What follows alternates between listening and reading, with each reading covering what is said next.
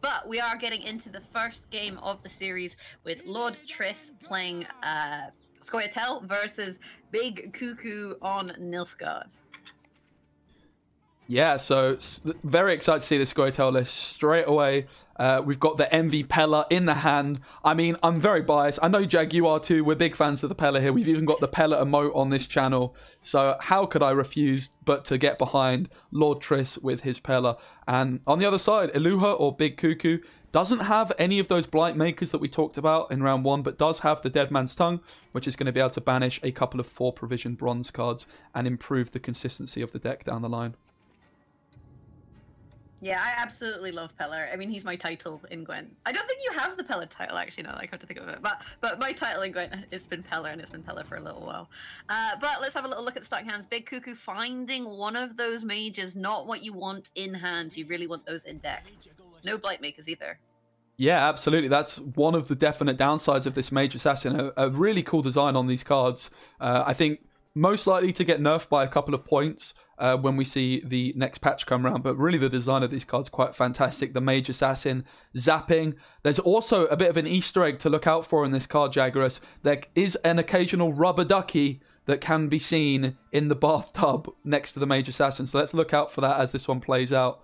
And Iluha starting off quite slowly, just going for an informant to match the Pyrotech. Often we can see Nilfgaard players just playing 3 cards and then passing as they fancy their chances in the long round, forcing their opponent to try and bleed them and then gaining card advantage in round 2. Yeah, it's a nice little opener there with the Duchess onto the Pyrotech, because it means that, you know, Lord Triss doesn't want to click, right? You don't want to click because you're just going to hit armor, which isn't really great. But then on the flip side, Big Cuckoo doesn't really want to click either, because he's just put a 1-point body on the board. And if RNG does not favor the Brave and you hit that 1 point, you're really actually getting a net negative as your Pyrotech takes 2 damage himself and then deals 1. Here we have the Dead Man's Tongue, which is going to have the ability to banish 2 4 provision. Well, you can choose any bronzes, but usually you're going to choose those 4 provision bronze cards, boosting by their provision cost, so you'll get 8 points and thin your deck for 2 of your weakest cards. The Fringilla as well, Jag, a card in Big Cuckoo's list. Quite excited to see that. It didn't really get a points buff. It just got it's more consistently getting its point ceiling. I've seen other people like Payable going for bribery in this kind of a provision range instead. Does this card still show the order of your deck? It does, Jag, yes. So yeah. it is. If looking at that, there was a lot. Both Blight Makers right near the bottom, Coup de Grace right near the bottom as well, and his first 3 or 4 cards, I believe, were bronzes. So I think Big Cuckoo taking that into consideration with the decisions for your banishing there, because at the moment when it's showing you the order, you could also get rid of cards you don't want to draw into, for example. Yeah, it's a really, really, really big thing to notice there, Jag. It is a bug that is going to be addressed, but for this patch, it is very relevant. And we know how good Maxi is. Maxi's a 6-point card that looks at your deck. Okay, you have the ability to shuffle it and put a card on the bottom, but Dead Man's Tongue is more points, and you're actually thinning your deck for 2 cards and seeing the order. So no surprises to see Iluha taking his time, maybe taking a little screenshot so knowing exactly what he'll be drawing into as well.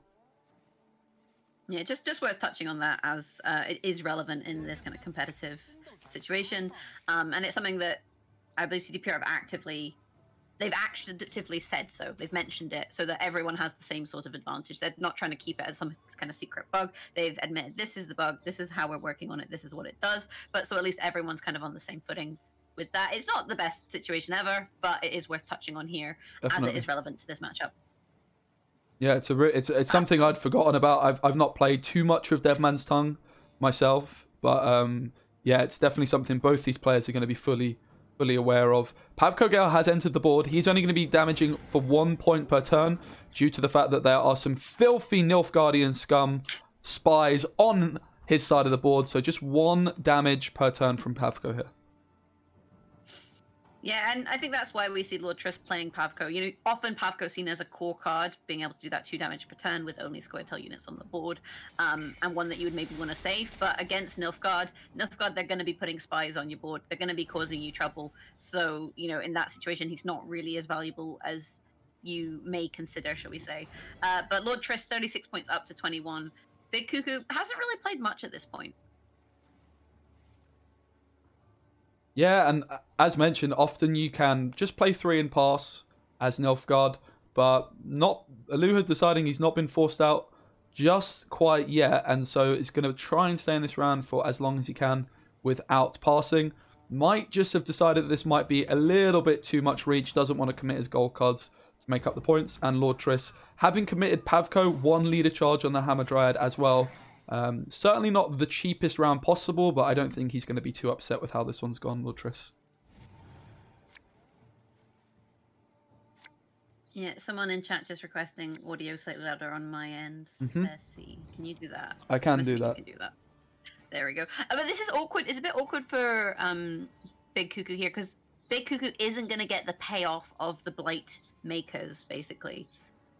Blight Makers are one of these cards where you really want to play them out in round 1. They play for 11 points, more or less, and thinning. But because of the sequencing in Big Cuckoo's list, he's not really going to get that option. So, you know, this is what we said with drawing into the cards. He's finally starting to get into his golds. He's going to get a chunk of golds, and then the Blight Makers are right down at the bottom. Same with the Coup de Grace. So he has to kind of strategize around that and decide what it is he wants to do here. Meanwhile, Lord Triss making a decision about whether you bleed Nilfgaard. Do you bleed Nilfgaard?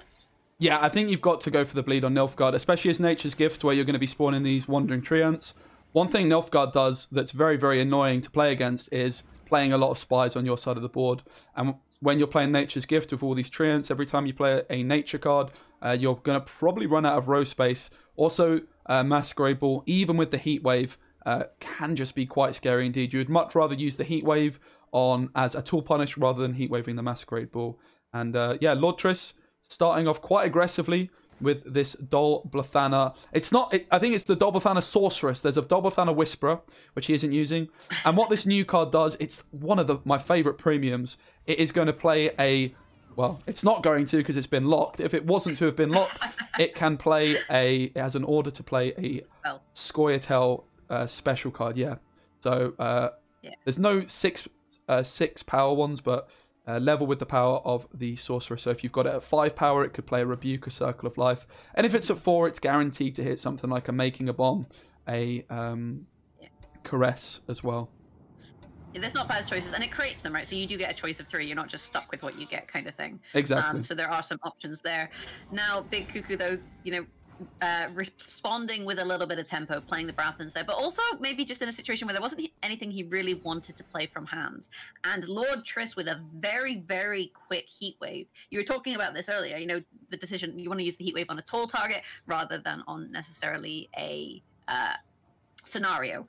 And in this scenario, Lord Triss agreeing with you, taking away Brathens, removing an engine, and giving him space into this bleed. Yeah, ultimately you might be thinking, this Heat Wave is for the Masquerade Ball, what on earth? But you're always going to be trading down on Masquerade Ball with Heat Wave because they're going to have a Thirsty Dame that by the time you've Heat Waved it, they're probably going to boost it up out of your removal range. And therefore your Heat Wave is going to trade down a whole Thirsty Dame, which can play for an awful lot of points. So it's really not a trade you want to make. Lord Triss, by bleeding, taking this Heat Wave as a tool punish, is just going to try and make some more efficient trades. But I must say, Jag, doesn't look like the easiest position for Lord Triss to be in. Having said that, the hand is not looking too bad for him at all. No, really not the kind of happiest hand overall. Like, he can defend a bleed for sure with his current hand, but there's a lot Big Cuckoo wants to save here, right? That's his problem. And there, playing the Fergus with the Spine tag hasn't even gotten him ahead, so he's going to have to still commit one more card should he want to continue into this round. Yeah, this Fringilla's looking quite awkward for Big Cuckoo as well, needing constructs and mages next to it. But here comes the Pelajag. Lord Triss has the option as well to click the sorcerer straight away, or could decide to leave it and maybe wait for a poison or something like that for a caress, but does take it. Not the best options without a Dryad on the board here. Making a Bomb is going to be a 4-point play. The Sapper here just a 3 because it's not getting the death blow. Yeah. Not the Sapper. I always call this one the Sapper. It's not a Sapper. It's an... It's escaping me. A Waylay. Yes. It is Waylay, isn't it? Yeah. No, you're testing me now. I'm like, it is Waylay. Yeah. I mean, the 3-point boost there, I guess, went for the boost and the spawn. The spawn and the swarm. 4 points is the same as making a bomb, really. Not the best situation. Yeah, Quen Blocker in the chat has asked, is Waylay 4p? No, the way this card works is it creates and plays a Bronze Scoia'tael special equal or lower to its power. So the fact this has been boosted up to 5 points means that it has the option, or it will show you the pool of the 5 provision cards, such as Rebuke, the Wailer. Now, often that can actually be worse, because you might really just want that Dryad's Caress, you might really want that Tempering, for example, and in the Glace decks I've been playing. Certainly not seeing any of those today, but it increases the pool, which means there's more RNG in the Create, because you can still see those 4 provision cards as well. And Usurper being played now 2 tempo ahead by Big Cuckoo, basically saying, if you're going to bleed me, you know, I'm going to have to jam some cards at this point. And I'm not surprised to see Usurper played in this round. The only thing Big Cuckoo has to be careful about is, you know, Aristocrats, right? You've still got 2 in hand with your Seditious Aristocrats, but you don't really want to play those this round. If you play Roderick, that's a risk. And ideally with Roderick, you'd maybe want to save him for Coup, but you're not going to get Coup, so it's because of the bottom of your list. So Roderick's maybe one of the ways you could find Coup. Triss, though, playing the Avalac there, plus the leader charge, really getting some tempo, because that's going to be points over time. That Frost, you know, for the 3 turns there, adds up to, what, 6 points in damage there, plus the charge, plus the body. Just respecting the bleed with, you know, power. Yeah, Avalac getting that double buff in this most recent patch. He got a point to both 2 points, in fact, to his body. So just a big buff for Avalac, taking that invo from Alua, because that's just more carryover for him. And this is exactly what Masquerade Ball does so well. It just doesn't commit much in round 1. It just you know, says, look, if you pass, I'm going to take the round and win the long round. So you need to commit a little bit to win this round 1. And then in round 2, I'm just going to explode with leader charges and big cards, get ahead. And I'm going to try and go into round 3 with card advantage or my Masquerade Ball, either one of those. And Lord Triss has other ideas. He's still not giving up this round. The Avalac Frost is now damaging the tallest unit. It still confuses me, Jag. I always have to double take when I see Frost damaging the tallest unit. And I was about to say, it does also put the Avalac on the Joachim. So if Big Cuckoo wanted to do that, which it seems he does, he's got that extra tempo onto Joachim. He knows Joachim is pulling a tall unit, you know, a 6-point unit, which is relatively tall, plus the 6 points over time, plus the boost from Joachim. It's just a really nice play in this situation if you're trying to defend a bleed. And you know, deciding, you know, maybe he has to sit and think about it, which is the best weather effect in this situation. And we'll see what he picks. Maybe Frost. Go for the toll damage. Frost is safer than Fog. Fog hitting will hit ones, right? Yes. You could maybe go Rain if you wanted to Rain on their parade. I would like to see a bit of Rain action. If Rain's an option, I would always take it, just because it's the lesser spotted of the weathers. Although having said that, the SK cards that we got in the expansion are supporting Rain, and likely to see more, because let's not forget, in just over a month's time, we're going to be getting yet more cards, and I'm really enjoying this new take on Gwent expansions. Yeah, so Lord Triss just continuing to keep the pedal to the metal, playing out card after card, and maybe, you know, saying, if I lose my card, it's okay, as long as I can get more out of you. Here comes Fringilla now, not even getting... Oh, no, sorry, it is getting Big Cuckoo. What am I on about? I'm talking nonsense. Yes. I'm looking at the numbers the wrong way around. Stealing that Avalac steal, not only was it a great steal in the fact that it was a nice call, a pull off of Joachim, but also the fact it's got that mage tag giving that extra target from Fringilla. Certainly Big Cuckoo would have liked another mage or a construct, but without those blight makers, wasn't an option for him. So here's the problem for Big Cuckoo. I don't think he has any more aristocrats. He might have one. I'd have to maybe go and look at the list. I can do that. But he's played Fergus, he's played Usurper, so he's got these 2 seditious aristocrats in hand, which you know that you need for the Masquerade Ball, right? So in that situation, what do you do? I don't think he does have any more aristocrats other than these 2. At least any loyal ones, shall we say. So then you kind of have to play the Roderick. And that's the final tick of this Avalac weather. 5 points down here, Lord Triss, and still a leader charge available for Eluha. Might not even need to use his Masquerade Ball and trigger it fully in this shorter round 3 with card advantage, especially considering Lord Triss has invested all 3 leader charges. Forve here, the last card for Lord Triss, I would imagine just probably has to go for it and hope for the absolute best that Eluha doesn't have a card to do it in one, but not looking like a great position here. You know, if your Valve is going to go into an Isengrim's Council, for example, in order to find your gourd, do you really want to spend it in this situation? Yeah, it's a good point, especially with it Invo gone, but it's going to go for it. Shaping Nature, probably going to be the option here. That is an Echo card, so we'll give him a pretty decent gold card for round 3. Certainly not the best, but in fact, going for the Rebuke instead. 5 points needed for Aluha here. Yeah, in this situation, Lord Triss doesn't maybe push Call of the Forest off the top, because Call of the Forest was what was going to find him the gourd, right? You could go Valve, Call of the Forest, gourd. But in this situation, if you take Shaping Nature, it comes back onto the top of your list. So maybe you're a little bit nervous about that happening and missing key cards that you feel like you need. And here's the choice: Coup de Grace versus Vincent. And Coup de Grace at the bottom of the deck, bear in mind. So if Big Cuckoo does pick that, he's manipulating his draws. He knows what he's going to find. He's bringing it back to the top and maybe improving his draws. We'll have to wait and see. Yeah, and also knows exactly what's going to be pulled off Joachim, unless the cards he mulliganed away in round 2 ended up going on top of his deck. He does know what should this Joachim should be calling. Instead, can just take it with the Forest Protector. No nature card available, but it is enough by 1 point, saving that Seditious Aristocrat, saving a leader charge as well. And it just looks like a very, very difficult spot for our Scoia'tael friend Lord Triss. Yeah, so he's got Vincent, right? So he does have one more aristocrat here, I believe. And he knows the order. I feel like Vincent might be near the top. I feel like he was towards the top of this list. Maybe not. Maybe I'm telling lies.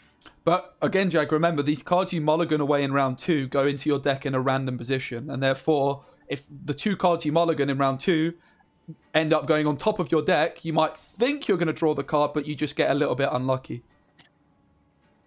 Yeah, and he's down to a few cards. There he is. See, I had a feeling Vincent was near the top. So actually, this looks disastrous for Lord Triss with a full Masquerade Ball being able to get propped. I mean, he can last play Gourd, and he drew well, right? You've got Figgis, you've got Call of the Forest, and you've got Gourd. So you've got decent points there. But Big Cuckoo has a stacked hand, also has a leader charge, and has an extra card. Yeah, and this defender just going to get completely cleaned up by either Poison, by Vincent, or by the Purify on Cupbearer. Doesn't really look like too much of an opportunity for Lord Triss to do this one. Often you're going to just see the Poison be taken here, because then you would follow up with another Poison. But in this situation, has 2 Poisons, as well as the Vincent, and just decides to Purify this Figgis instead, getting that Assimilate engine on the board, which is going to be given extra points when the Masquerade Ball Fangs of the Empire are played, as they are not in the starting deck. Yeah, and Lord Triss is just scuppered here, because Big Cuckoo has last say. So Big Cuckoo can just play the lock and play Vincent onto whatever target he likes. Call of the Forest here onto a mage, maybe trying to tempt out the lock here, perhaps. But realistically, Lord Triss, he knows Gourd is coming. So I would imagine you just wait on it. And yeah, just sort of playing this one out. Lord Triss hoping that there's no aristocrats available. Going to be very, very sad to see this Seditious Aristocrat come down. While it's not playing for many points, that aristocrat tag is worth an awful lot. And it just shows the change CDPR made to Masquerade Ball, seemingly a very, very positive one, because you know, make it a little bit more difficult for Ball to be procced. But it's still a great, great card. And here is the big fat gold. 15 points is not bad at all. And this is where that card advantage made a huge difference. I mean, both players drawing really, really well, but Big Cuckoo having the card advantage and the exact cards he needed to completely proc the Masquerade Ball. And that last say, meaning he could lock and remove Gourd in one turn, turning the ties completely in one play, making a huge number of points and taking the first game up, making it 1 point to Big Cuckoo Roo and no points to Lord Triss in our first game of our best of 5. Cuckoo, Big Cuckoo, I just don't know what to call him at this point. Big Cuckoo is 1-0 up against Lord Triss. If you just switch the streams, Jag, that we're watching, I've got the other feed, which has had a bit of a problem, but we have gotten in on the other feed, just so you know. And yeah, this pincer maneuver deck, really excited to see the Dandelion on blue coin here. The ability to go Dandelion. One way, I said it's quite difficult to get it buffed up, but one way would just be with this Crystal Skull. And Dandelion, just such a menace. Out of that Whoreson range as well. Whoreson, of course, can deal 9 damage at once, but this Dandelion's going to be coming in at 10 points if Big Cuckoo does decide to go for that. And another thing that he's going to be looking to do in this round 1 is develop this Bannard student. I actually have a nickname for this Bannard student, Jag. I'm not sure if you've ever watched the BBC show Merlin, but he does look a lot like Merlin from that show. So he is known as Merlin to me. I'm hoping it catches on. It's not quite Fish Flapper, but it's not far off. It is not quite Fish Flapper. So Big Cuckoo opening there with a thick Dandelion. And we talked about him being boosted and needing to be boosted. And Lord Triss, I almost called him Big Triss there. Lord Triss quickly whittling him down to size and removing that boost nice and cleanly. Jag, something quite amazing has happened because when Dandelion is inspired, and the casting it's a winch. The winch buffed it by. It's a winch buffed it by 5. That's crazy. So the winch buffs it out of the Horson range, and you get the cooldown on it straight away. So far this Dandelion has played for 6 points of carryover. And something really important to note, the Hubert Wreck was on top of the deck because it caught one of the buffs. So he's buffed Shani, and he's also buffed a Reinforced Ballista, but Hubert is on top of the deck and is going to be getting 1 point of buff at the end of every turn. Hubert's going to come zooming out of the deck at some point, and Lord Triss might do the maths on that, but he's not going to have done the maths on this ridiculously buffed Hubert from the Dandelion. And look at this Dandelion go! This is ridiculous! And Dandelion is putting in work to create a huge Burt, especially a huge Burt at this point. Yeah, eight points there, and look at the cooldown. You just watch that cooldown go down. Hubert Reich, a nice little inclusion, and this is the blue coin potential of Dandelion, right? And I think this is why Big Cuckoo sequencing in this way with the Dandelion. In a tournament where you have choice of your cards, you can have that guaranteed boost on board, such that if you draw into the Dandelion or have the Dandelion, bear in mind you're running pincer maneuver, so you can kind of find the cards you need. Finding them early on, it means you can kind of get away with running this card and really capitalizing on the payoff. And it's been 3 turns at this point, and how many points has that Dandelion played for? It's playing. Well, it's hard to keep track. Every single turn, it's boosting the top deck by 1 as long as it's inspired, and then every other turn, Cuckoo's surely just going to keep playing. Does he fancy his chances of the long round? He's going to gain points on the patience every turn. He doesn't, and that's maybe one thing that Line Pockets can do. It can threaten this type of siege deck because it can answer all the ballistas with things like Tunnel Drill. So Aluha, with all his carryover, does feel the need. This 10-point huge, but it's been a while since you've seen him this big. He's a big boy, you know. I think part of the reason also you couldn't really keep playing there was just the state of the hand. You know, sometimes you could have thought, you know, I'll go down to 4 cards. I'll keep benefiting from Dandelion and that synergy. But actually, when you don't really have nice cards to play or cards you want to play, it doesn't really work out. And look how many special cards are in Big Cuckoo's hand.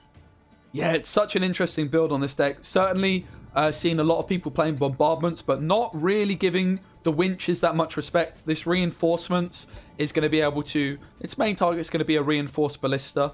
And then the casting contest, its main targets are going to be the Bannard student, the Merlin, preferably after Shani's revived it. And also in the Devotion or the Realms deck, the Marines as well. You would get to reset their order, and therefore it will play for a 9-point play for just 5 provisions. So really great to see this. Not sure if you've seen the premium on this one, Jag, but it is definitely my favourite. Some frat boys from Bannard doing some rather questionable magic with various parts of their body. I mean, I feel like if you were magical, it's probably something that you would do. And Big Cuckoo opening up with a bleed, with a siege, and Lord Triss, his hand is very bronze for this round. Yeah, it is, but he does have that tunnel drill and has access to the cleaver as well. And Allura just starting down this siege. Lord Triss has to respect this because this is really what you want to be doing with a siege type deck where you have lots of damage engines. Siege is great at applying a lot of pressure onto your opponent's board early on in the round where you can set up your own engines and then the bombardment comes flying out from your siege to really just try and clean up your opponent's side of the board. Lord Triss definitely has to respect this with cards like Professor, Horse and Tunnel Drill. Certainly has the cards to do it, but gonna be very interested to see how he sequences this round. Yeah, you can't just let this happen, basically. It's one of those things where it's like, if he's played Siege, you need to play something in response. But it's a little bit of a tricky one to sequence, because, you know, if you're going to go for the tunnel drill strategy, for example, you need to pick the opportune moment where you can clean up as many Siege engines as possible before the, I guess, Siege begins. And Lord Triss with a bit of a slow start there with the Coerced Blacksmith. Yeah, it does. One thing it does do is it does put a crown splitter on the board. So that tunnel drill would now be able to come through with 2 damage for every 2 coins. Of course, you're looking for that magical crown splitter sandwich for the drill. And it just gets cleaned up with the boiling oil. And this is part of the beauty of Aluha's deck build. And going for these cards like boiling oils and bombardments means that he's got a lot of control. And now Lord Triss decides he is going to over profit by 1 coin here. But it is cleaver time, spending twice for those cleaver's muscles, and the shield should be pretty relevant in this with the bombardment random damage. Yeah, the shields in this situation proper annoying for Big Cuckoo. It just makes those dwarves really hard to clean up, and you want to kind of deny crown splitters to deny pockets, you know, if you really hate sandwiches. I don't know who hates sandwiches. Sandwiches are like top tier food, but still. Point being, the shields are going to, I think, pay dividends for Lord Triss. And Lord Triss finally saying, you know what, yeah, I do need to start answering this bleed. I need to get that pocket available. I need to have the option to play the tunnel drill at the best moment. And in order to do that, I have to kind of set this up. And look, that second boiling oil also getting that purifier value. Yeah. You don't see it very often, but there it is. Oil, of course, being a warfare card is probably why Aluha, Big Cuckoo, has gone for 2 of them, with the fact that he's playing Trollolol and also those double reinforced ballistas that do have that resupply tag. So it's very cool to see boiling oil get a bit of an indirect buff with the other cards receiving buffs. Yeah, that Purify, though, could be huge for Big Cuckoo. You know, if he can clean up this Cleaver's Muscle and deny the pocket, you've basically put Lord Triss in a position where he's not really going to benefit from the tunnel drill in the same way that he wants. And this is without triggering any of the chapters of the Siege. Yeah, and this is one thing I don't love about Lord Triss's deck is the lack of Siggy Reuven. Siggy Reuven is a card that gets you to that 9 coins mark straight away, and therefore he could just have played the Siggy in this instance, have a full bank ready to just slam jam the drill. But in this case, has to take a slightly slower approach with cards like Shakedown instead. So the Amphibious Assault is being played by Big Cuckoo, going to be echoed to the top of his list, and he can decide what it is he wants to go for here. The problem with the Siege engines is, like, is he in a position where he wants to start triggering the Siege? In which case he could potentially opt for some other options. Merlin, a nice option for the... Nice. Oh, I can't take it seriously. I've vaguely seen Merlin. And yeah, he's gone for the Siege engine, so he's starting to get those boys on the board. Yeah, and this is quite intimidating for Lord Triss, because remember, the bombardment is ready to be played from the final chapter of the Siege, and that is going to be gaining an extra point of damage for every single Siege engine on the board. And as well, it is a warfare card, so the Reinforced Ballista will get an extra point of damage. So I would be very surprised if we don't see Lord Triss go for the tunnel drill here. He's got that crown splitter sandwich ready to go. There's not that many ways of setting that up this anymore. Justice, without the halfling safecrackers being quite as good as they once were. Once you commit this cleaver, it's quite difficult to find this sort of a pocket again. So Lord Triss, I would expect him to go for the tunnel drill. He might want to go for a slander or something like that, but really, with the aggressiveness that Alu has been playing with, probably doesn't have that luxury of going for the slander. Aggressiveness, is that a word? I think so. Yeah, it is. But he has to go for it now, but he has roped really hard. No, he's not going for it, so he's opting for the Professor instead, with the bounty to remove the Trebuchet there. And I guess it's gotten more bodies on the board, which means the bombardment not going to be quite as impactful as you would like. The Flying Redanian there on the range row, though, does enable this Trebuchet. Yeah, and the Flying Redanian as well, if it dies, is going to eventually, or at least has the potential of coming back onto the board, so it could almost soak up some of this random damage from the bombardment. So definitely don't hate this play. Of course, if Lord Triss low rolls, and this bombardment manages to clean up one of the crown splitters, it could be a little bit of a sticky situation. We see the first leader charge going for a 9-point Gerhardt, of course, buffed by Dandelion. This is a patience card. Little bit surprised. Puts the battering ram away, and this means that the reinforcements... Oh, he goes for the crew pocket on Foltest Pride with the leader charge. Foltest Pride just with cooldown 2 now. Wow, what a play here from Alu, and there's the Hubert as well. What a play. Oh, big boy. Not quite able to kill one of those cleavers and fully deny the pocket, but at this point, the siege engines have done their job, and so, although the tunnel drill now coming out to go brrr, I can't make the sound, I'm doing my best here. Although it's come out to do that, it's too little too late, as the siege has still seen the value that it wants, and Big Cuckoo at this point ahead has an option to pass should he want it. Yeah, this was such a great play from Aluha to use his leader charge to create that crew pocket of soldiers. It's quite difficult to do that in this deck, but he's chosen to include John the Tireless.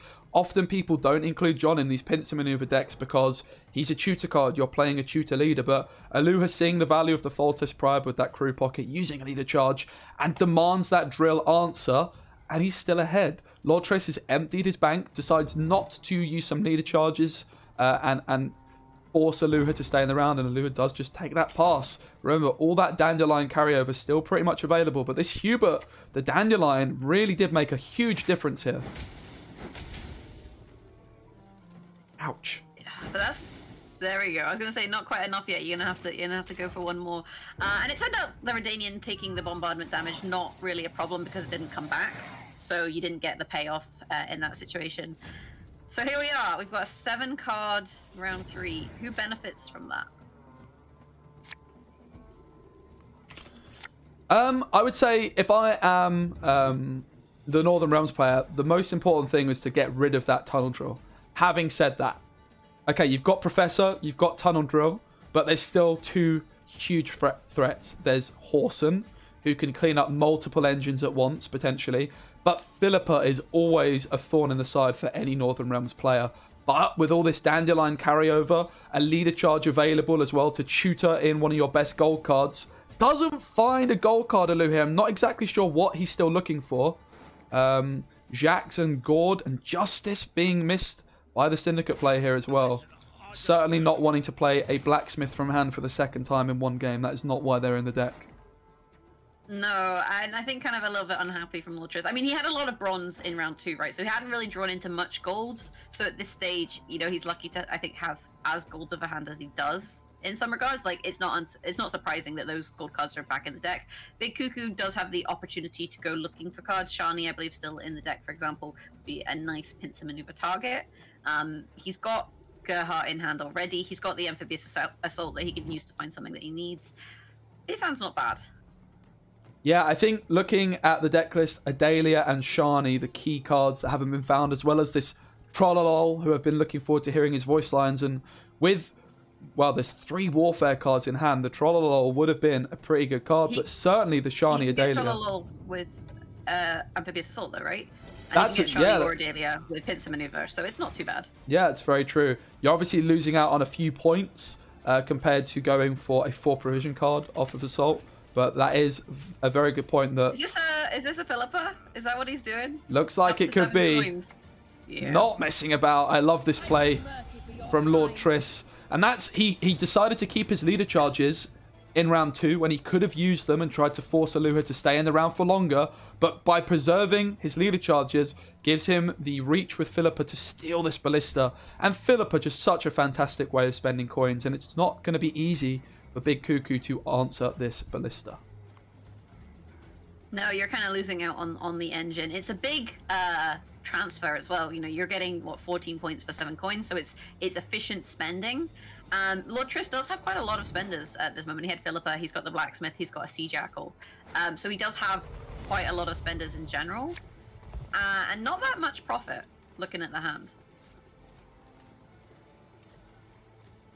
And yeah, the Philippa, just not only are you essentially killing your opponent's engine because you're denying it, but you're turning it into your own. So it's one of the very few ways in Gwent where you can answer your opponent's card while developing your own engine. Just such a powerful way of spending those coins.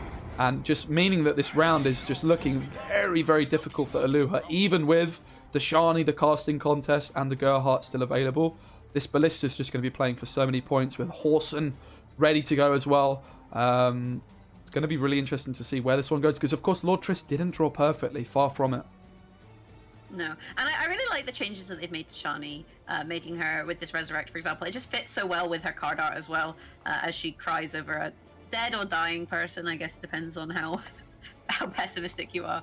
Lord Triss with the horse in there dealing 6 damage, and that's why the boost was on Shani, right, to kind of try and protect her a little bit from the options, because what could have happened there is Lord Triss could have played Horson Jr., done 6 damage to Shani, and then used the ability to kill her. So, you know, if you want to keep her on the ground, if you can get through this cooldown, I'm not 100% sure that Big Cuckoo can, then putting the boost on there is a nice way to do it.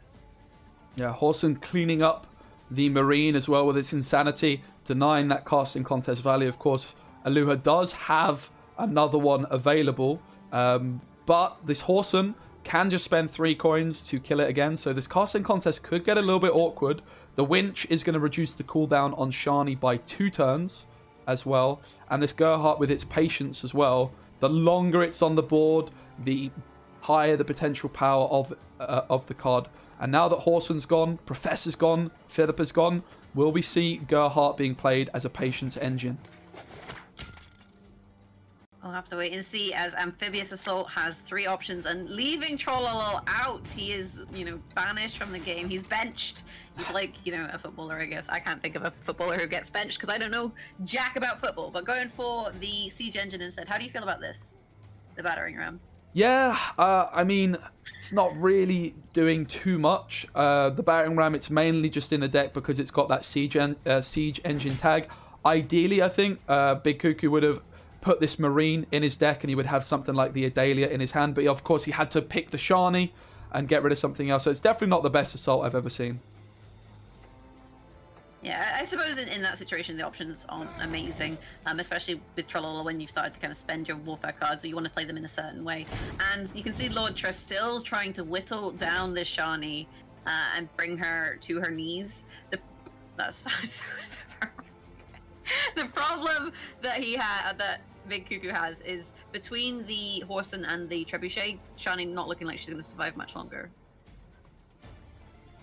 Yeah, the Winch is going to buff it. I think it's by 5 as well. So this Ballista and Horson combo means that Aluha's going to be respecting it and either going for the buff with the Marine or with the Winch.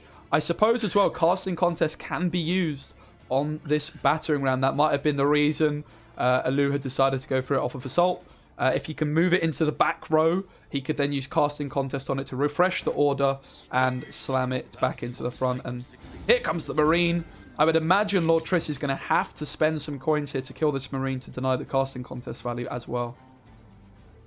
Yeah, and it means he can't deal with Shani. I was going to say, although he keeps trying to deal with Shani, you can see him constantly damaging her. And now the bounty coming out onto the Marine, plus the payoff from Horson, meaning that, you know, you get that money straight back, and like you said, denying this casting contest. Yeah, what a card Kurt is. Very similar in terms of power level to Cupbearer. These Syndicate and Nilfgaard decks making use of their Purifier cards. When will Northern Realms get one Jag? Maybe one day.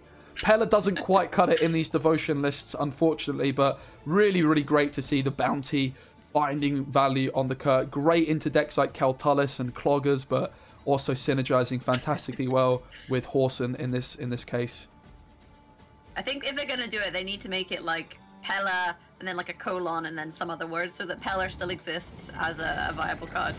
And this Shani just getting boost after boost after boost. You know, Lord Triss basically has no way of denying this countdown and denying this extra resurrection. 22 points to 21, 2 cards apiece, few coins in pocket, but I don't know, like Lord Triss, he has too many spenders. That's part of the problem. Yeah, and I mean, he took some risky mulligans to try and find his gold cards. Didn't find the Justice, didn't find the Gord, and ended up with both the Blacksmith and the Jackal in hand, which certainly wouldn't have been what he was hoping for when he took this final mulligan. Not exactly sure what Shani can play from the graveyard, but I do believe there is a Marine. This Winch, I have to say, so impressed with the performance of the Winch in this round 4. For just a 4 provision card, it really is playing for an awful lot of points to get an extra tick from Shani. It's great to see. Yeah, I think there's a couple of Marines in the graveyard because Lord Triss shutting both of them down to try and deny the casting contest. And it hasn't really worked out that way. Lord Triss with yet another spender on the board. It's not the way that you want to play these cards, right? Not good at all. The battering ram back to the range row, back because you can now move it back and forth, kind of thing. Yeah, Big Cuckoo, it's up to him really how he wants to play this. He's got the Resurrect there, so he can go looking for the Marine and then play the casting contest, for example, but opting for the Gerhardt instead. I guess there's nothing to really threaten it at this point.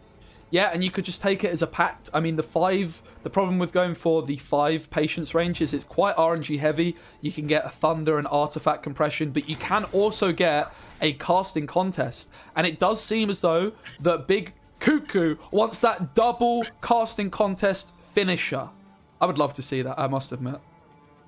Yeah, I'm ready for it. Gerhardt will... he will give us what we deserve. Maybe not what we need. Well, I mean, is there anything that Lord Triss can find at this point with the Vivaldi Bank that's going to really turn things around? Like, Jacques isn't bad. Gord isn't bad. Furco, Novigradian Justice isn't bad. There's a lot of, decent things, but is it going to overwhelm the Shani, the Gerhardt, the casting contest? I can't not look at that guy's foot. It's just like, come on. It's not the foot you need to focus on, Jag. It's the helicopter. The helicoptering going on is where it's really at in this one. Gord quite near the top as well. It's going to give a little bit more spending. But actually going for the Furco. Little bit surprised. Oh, the bloody good fun. Cleaning up the Gerhardt. Is it going to be enough? In fact, going for the Shani. The Shani. What a turn of events. Wow. 12 points needed for Big Cuckoo. Casting contest can buff this battering ram by 5. And then get the 3 damage. That's 8 points. So needing 4 points from the Gerhardt. There's Forbidden Magic. There's Artifact Compression. There is a Thunder. It's going to be close. I think... There's a zap. There's a zap. And a casting contest, should you wish to go. I mean, we had the casting contest, double casting contest dream, but greedy with the Shani, meaning that she was denied, but I do believe this is just enough points. And yeah, 26 to 25. Wow, that was quite the turn of events. Lord Triss really turning it on there, putting Aluha under a great deal of pressure, but he just about takes it by 1 point. We did see the casting contest, but not quite how we were expecting to see it. We were maybe thinking it would be on a Marine or something like that. And Big Cuckoo Ruzina is 2-0 up in the series, and he's just 1 game away, Jag, from getting to Gwent Open number 3. Yeah, and I saw the Pyreball, a little bit of the Pyreball versus Big Cuckoo series. It came down to the final game where it was a Kelly matchup, and if Kelly draws well, it can be very, very difficult. And Pyreball was quite amazed at how well Aluha drew those cards in that Kelly game. So Pyreball will definitely be wanting to try and get revenge, I would imagine. But here we go. Big Cuckoo Ruzina with his Kelly deck. We just talked about it. If it can draw well, it's hard to beat. And Lord Triss, Devotion, Nature's Gift, doesn't have a chance often against Kelly, but this is not Devotion. This is a MV Pella, Heatwave, Becker's gift deck. So I would imagine with the Pella in hand, Big Cuckoo might have some problems. Yeah, there is a lot of removal in this list. And bear in mind, Lord Triss knows that Big Cuckoo has to play monsters, right? So Lord Triss can decide the way that he wants to sequence his lists on which coins. And, if he feels like, for example, the NR list, not the NR list, so the Squirtle list has the best shot against the Carapace list, then, it may be worthwhile to pick that first. Yeah, Lord Triss has the Dunker in hand. Kelly... Often you'll see it on Blue Coin, Jag, but the beautiful thing about Kelly, and often actually most Siri Dash decks, is it's really pretty decent going second as well. No need for Lord Triss to use the TA on Dunker, not respecting Parasite, and of course, I was going to say it means that he's got the open deck list and knows that Parasite isn't a threat, but in fact, there's the Parasite. It is a threat. I mean, sometimes you just have to play as if cards aren't a thing. At this stage in the game, Big Cuckoo is least likely to have the Parasite. In this situation, the way that it's played out, the Parasite is now used, so Pavko feels a bit safer. You maybe sacrifice Dunker to keep Pavko, I suppose. And I feel like that's probably worth it for Lord Triss against this Carapace list, because having that extra damage and a little bit of extra removal is really nice against Carapace.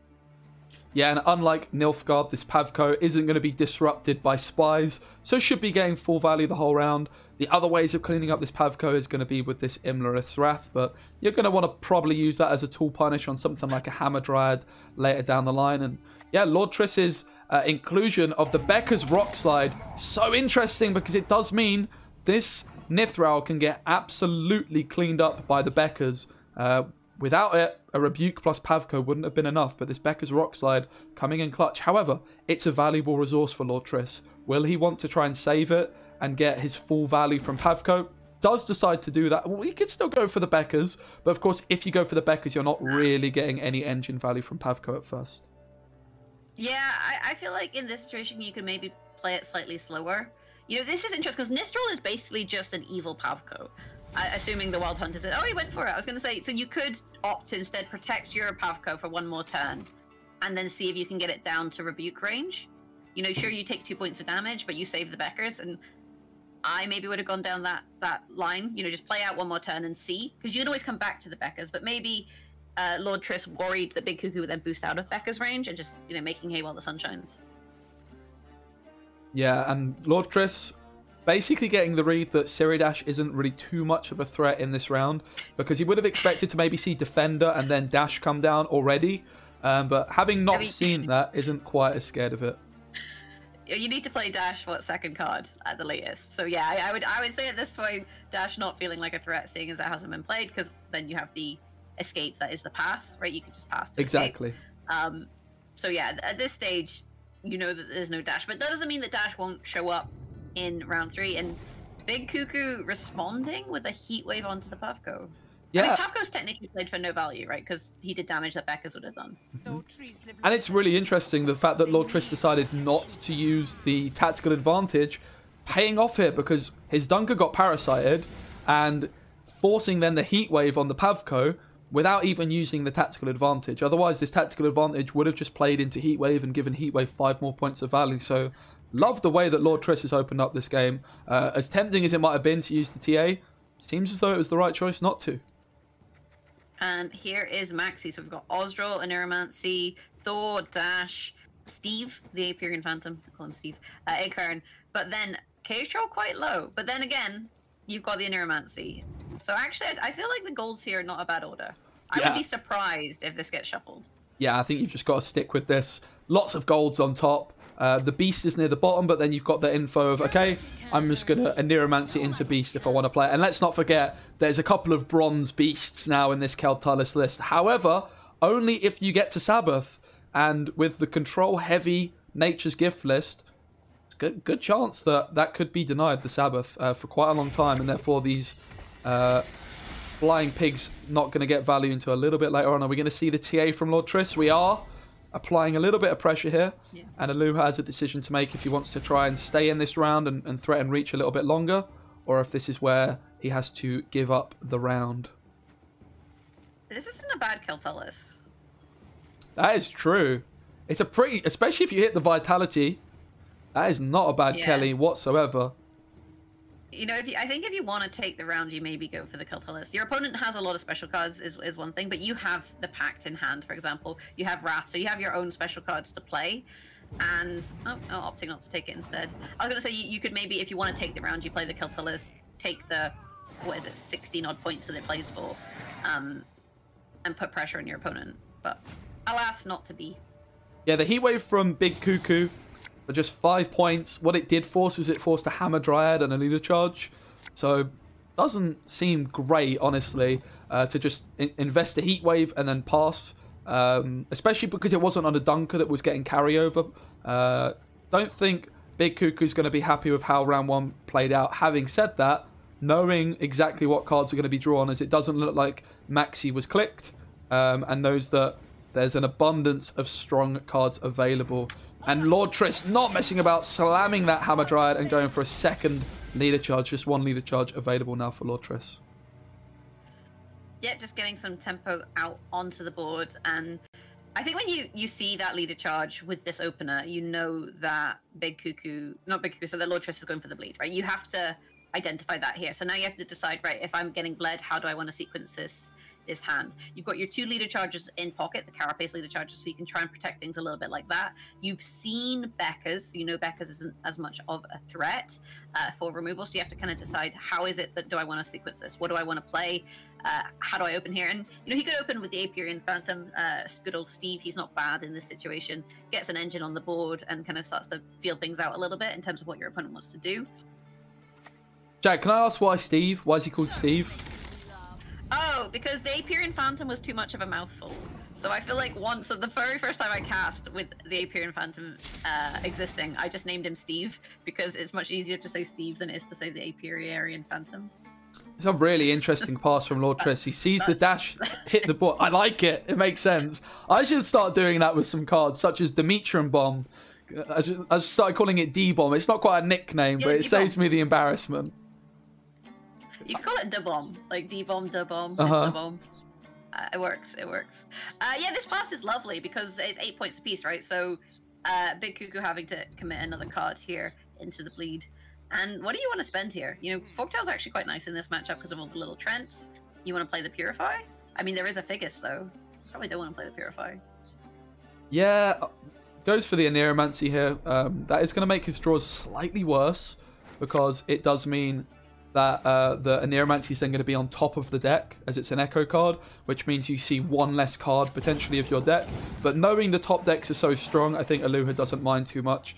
And just takes the squirrel, not playing for any value, but yeah, this is a really interesting line from Lord Triss. He won round 1 quickly, was able to then play into round 2 without going past that 7 card mark, and then getting Siri, forcing a leader charge as well, because otherwise Siri is in rebuke range, and then just passing before Siri can go off and abuse card advantage. Really, really like this from Lord Triss. So my understanding is that Cave Troll is relatively near the top. But again, with the mulligans, sometimes your mulligans will go in towards the top of the list, so you won't necessarily see the cards that you want to. That's something you do have to consider here. The Aneromancy, it can pull the Beast, and I believe Cave Troll are the only 2 golds remaining in the deck. Ozeril was mulliganed as well, Jag, in round number 2, so that Ozeril is also in the deck. Oof. But Eager not in the graveyard means it's not going to be too hot. Yeah. So, no Cave Troll, but then there's a Peller. No Ozeril, but you can always find it with a Neuromancy, and no Beast, but again, that's your other Neuromancy option. So I feel like Big Cuckoo's all right with this hand. How do you feel about Lord Triss's hand? I think there's a lot of damage. You've got the Heat Wave, you've got 3 Rebukes when you're looking at Forest Protector, you've got Weather from Avalak, and it's going to be a race for Aluha to get to that magical Sabbath of 25 points. And Lord Triss is going to be doing everything he can to not let that happen. So I think Lord Triss's hand is very well suited to denying the Sabbath, and therefore minimizing the amount of points these Phantoms, the Witch Apprentices can play for. Great to see the Sabbath keyword here, like coming into play. Like it's like a race to get to 25. It's very cool. It's also not a bad hand for playing against the Keltalizzle. I mean, you have the Heat Wave, so you could just straight clear it up. But even if you weren't going to straight clear it up, you have that many special cards in hand that the kind of unit disparity is not going to be huge. But there is the Wrath onto the Sorceress, removing the payout, the square tail payout there, and just going to, I guess, playing kind of slowly. Yeah, and this the Sorceress that's on the board threatens up to 10 points of removal when it's chilling at 5 points. It also can play a Making a Bomb, which is anti-Kelly as well, with the movement. So definitely a big threat. And when it's on the board, you could high roll a Rebuke, a Circle of Life or something like that, and clean up the Phantom quite quickly when combined with a Rebuke. So it's great to see the Sorceress really demanding a lot of respect. And here comes the Council. I would expect to see another one. And suddenly, there's not a clean answer for this. The Phantom could damage it down, but ultimately then Shaping Nature buffs it straight back up, Jag. Circle of Life, Making a Bomb, Rebuke, Waylay, all cards which could then combine with a Rebuke in the same turn, kill an engine. Yeah, and the damage reach with that is huge. Like you said, you can get up to 10 points of damage in one turn between the Rebuke in hand and playing the spell from the Sorceress. It does mean that I think Ighern is not likely to survive on the board, which does activate Ozeril, but on the flip side does 13 points of damage. But Big Cuckoo just, respecting the fact that he may as well get as much armor as he can at this point, and playing the Ighern there. And it means that Lord Triss has to invest a couple points of damage, or a couple ways of dealing damage into this Ighern if he wants to remove it.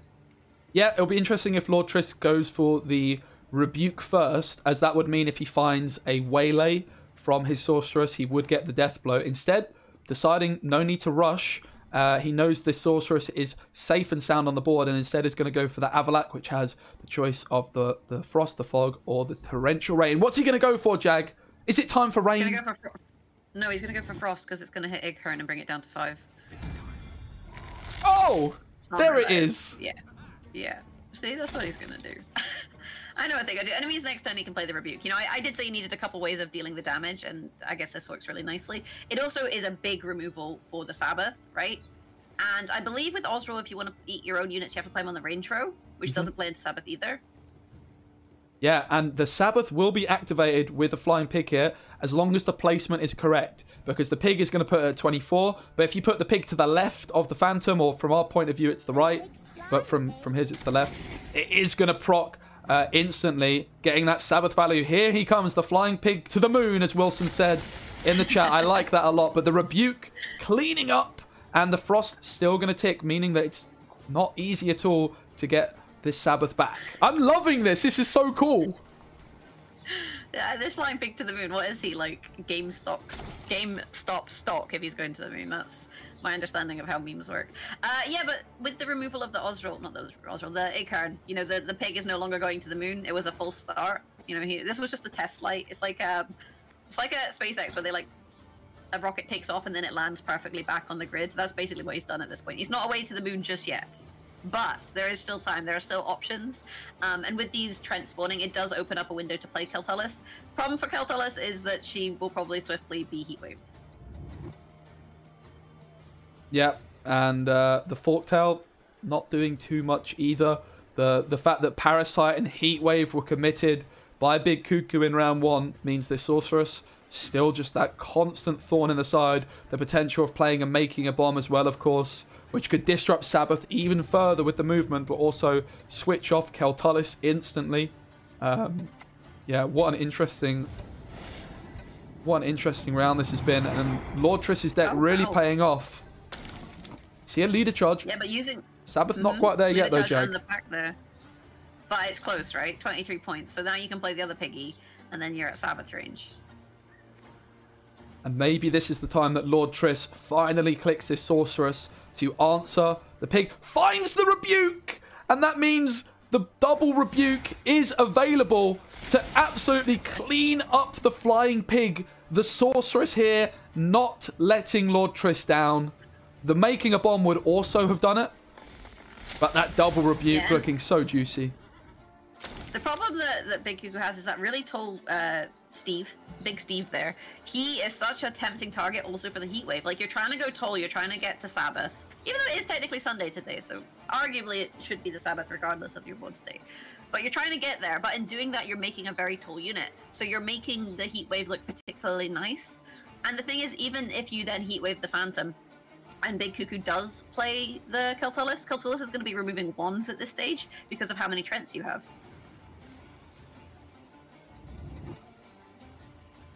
Hela still available for Lord Triss, isn't going to be doing much with the lack of a defender. And yeah, the Sabbath race doesn't look like it's happening anymore. It looks like that Big Cuckoo might just have to concede and accept that his very, very good pig is just going to be a 4-point card, it does appear. Here comes Kelly. Yeah, he's some pig. He's basically called Babe at this point. Is it Babe that's some pig? No, Wilbur. Charlotte's Web, it's called Wilbur. I'm mixing up my literary references. So don't worry too much about it. And yeah, very quick Heatwave there onto the Keltullus. And this is the Sabbath thing, right? Because with the Keltullus on board, you had the Sabbath, and then it gets taken away. And here's the Purify. Lord Big Cuckoo basically saying you're not going to play Figus at this point. If we haven't seen Figus now, it's not going to happen. Yeah, and it's really important for Aluha to get this pig down on the board when Sabbath is activated to take out of Rebuke range. However, all 3 Rebukes have now been played, so Aluha won't be feeling quite as sad about just playing his Flying Pig now, because he knows there's no Rebukes left to be threaten. I do believe the Call of the Forest is most likely going to be being played on Gord. Osro. And yeah, the Nero on the Osro here, yeah. Yeah. But I think at this point it's pretty much over for Big Cuckoo. Not to be that person that's like 5 cards left. This game is over. But I mean, look at the hand difference. You've got a 4-point Piggy Boy. You've got a Forktail versus MV Pella, Shaping Nature, and a thick Gourd. So I just think like at this point, Gordon, he's doing his thing, right? Yeah, I he's think you are right, but this Forktail should not be scoffed at. I would imagine Aluha saves this Forktail, knowing that another nature card is going to put on an extra body. So could decide to go for the Forktail now, but I would imagine ends up coming to the conclusion that the pig is the play. Does take the pig. Lord Triss will maybe make this prediction. Forktail's the last card. Just go for the Shaping Nature. Anyway, it's going to, of course, give his Gourd some extra points as well. So sequencing here locked in from both players. We just await to see the final result of the game. I mean, it makes no difference, right? You play the Gourd, you put one more body on the board. You play the Shaping Nature, you put one more body on the board. It's all much of a muchness. And 26 points to 35. It does look like a big mountain to climb, but this Call of the Forest onto the correct click on the right dwarf. He's managed it. He's passed the skill check. Actually, that's a lie, because the Call of the Forest spawns Trent, so it would have been 2 bodies. Ah, well. Either way, blue wins the game. And there's been a lot of talk, Jag, about these flying pigs and about them being very, very good. But today, they were shut down by Lord Triss, and he's going to be hoping to continue to do that for the rest of the series, because all Aluha has to do is win with this Kaltullus deck.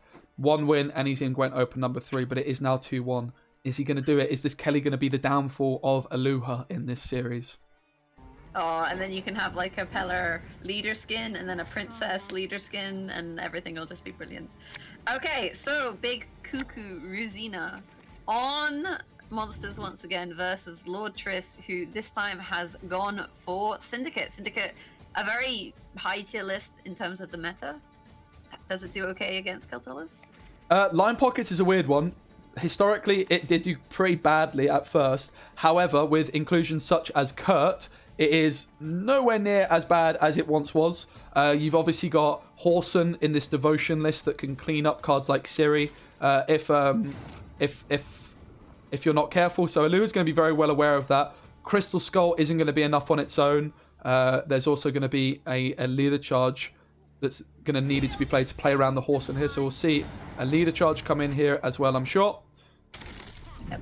Just to respect that Horson. I find it slightly confusing that Lord Triss is not using Triss as their leader skin, but Big Cuckoo is, just to like mess with the matchups with the names and stuff. I'm kind of upset with people who don't like design, you know, their name, their title, their leader skins, their borders to have like a theme.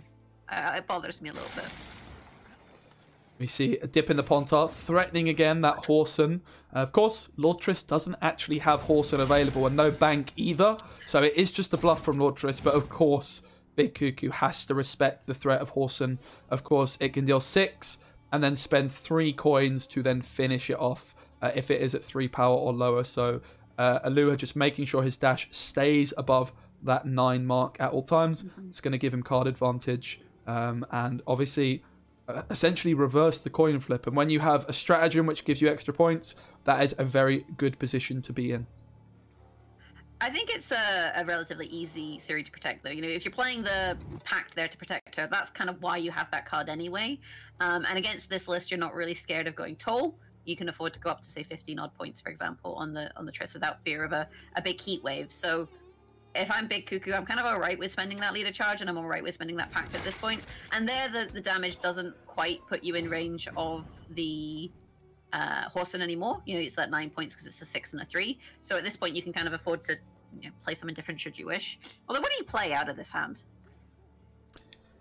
That's a good question. I guess you're just trying to get to the full coin carryover. Again, like you don't have... It's at 10 this series, so you can't Horson, you can't also Bloody Good Fun. And then if you're Aluha, I suppose you could take a Parasite on your own card. This might be an answer to Drill, though, later down the line. Nah, you play the Pig. 4-point Pig, let's go. Yeah, I could honestly see it. The Pig's not putting in too much work. I went for Acorn. I mean, I guess now you can play the Pig and have the Pig pay off, should you wish to go down that route. I feel like this round's kind of over at this stage, though. Yeah, it's definitely worth getting the Pig down at 6 points on deploy, so getting that instant Sabbath, because then a card like Professor cannot answer it. And Lord Triss here almost just looks as though he is conceding in this round, just wanting to develop as much carryover as possible. This is a little bit of a profit card here. Why? Oh man, I'm sad. No pig. Oh, he drew another pig. Double pig. I guess like double pig. He's making bacon at this point. I guess if you're Lord Triss, you're not really valuing the natural selection as much as the pigs, and if you can maybe carry over the pigs to a future round, if you can get Sabbath, it's pretty nice. But at this point, you got to slam some piggies. Great Witcher's voice line best there friend as well. is a pig. And this is one thing that Syndicate can do very well. This Jackal, while it's such a slow play, with coins in the bank, you can almost always threaten enough reach. But it is now time for Lord Triss to bow out. Didn't manage to get to that magical 8 coin mark for full coin carryover. Just going to be carrying over 3 coins. And also 9 coins would have allowed him to thin out the Flying Redanian. A very key card in this matchup, because Kaltulis is going to be killing the lowest unit. And if you can just have a full coin pouch of 9 coins and your lowest card is the Flying Redanian, the Flying Redanian is going to continue to just fly out. A risky mulligan! Could have hit the Flying Redanian there, Lord Triss. He just went for it. I'm assuming there's a Flying Redanian. It's very rare not to see Flying Redanians. Yeah, there is one, yes.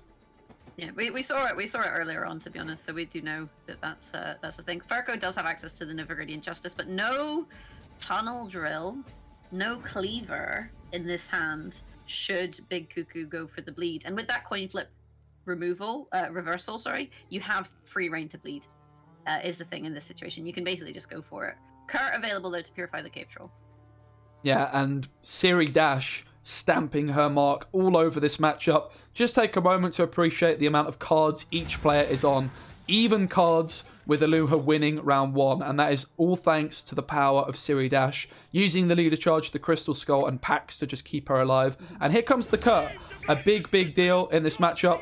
If you don't have the Kurt, the Monsters player can just develop all their engines and you can't really answer any of them. However, with no Heat Wave, as it is a Devotion deck, it's not going to be particularly easy to clean up cards such as Kaltulis, and you're really going to rely on your Flying Redanian nullifying the Kaltulis. Yeah, someone in chat pointing out that they believe Justice is bricked, I suppose, with the Crown Splitter in hand. I don't know if there's any other Crown Splitters. I believe I think it is a bricked. We saw a Crown Splitter in round 1, and I think there's just the 2 of them. So I think Blaze is correct in the chat that this Justice is not going to be an option. It means Furco should have other crime options. I would assume there's other crime options in the list in Nilfgaard. And you can see here the spend being used once again for the Philippa, taking away Steve. He has been kidnapped and taken over to the Novigradian side of things. But with that said, Big Cuckoo, he can kind of afford to do all sorts of things in this round. He doesn't have to worry about going down a card. So he can kind of play until he's happy about what he's gotten out of Lord Triss. With that said, the Imlerith's Wrath with the 7 points of removal will shut down the Apiarian Phantom should you wish to do that. But also you're probably fine with it growing, as it is a nice tunnel, a nice Heatwave target anyway. Yeah, this is the beauty of winning on even. Well. The beauty of winning on even is you really just dictate how this round 2 plays out, and therefore the rest of the game. Aluha doesn't have to win the round to be in a good position, and might just decide, I'm going to keep playing some cards, I can apply some pressure, I can try and make some efficient trades, and I'm going to shorten the length of round 3, which is going to make it far more awkward for cards like Tunnel Drill to really get their full value. And then maybe if Aluha can just save 2 leader charges, we know that Egon is already in the graveyard with Ozeril, 2 leader charges. Ozeril, last say, is going to be very difficult to beat in a short round 3, and it does seem as though Aluha is going to be going for that line of play. I think one thing you want to be wary of as the Monsters player in this scenario is the Flying Redanian, right? Because if Lord Triss can get up to 9 coins, the Flying Redanian basically counters your Kaltulis, because as long as you're at 9 coins, you kill the Redanian, it comes back, you kill the Redanian, it comes back. So that is one thing that Big Cuckoo will have to be aware of when he opts to slam the Kelly, or whether he opts to hold it for round 3. With that said, I feel like Big Cuckoo could afford to play a little bit longer into this round. Yeah, exactly. That's, again, if you lose on even, you don't even need to really threaten to get ahead. Like with the Spores, you can just, okay, I'm just going to play my Spores for no tempo.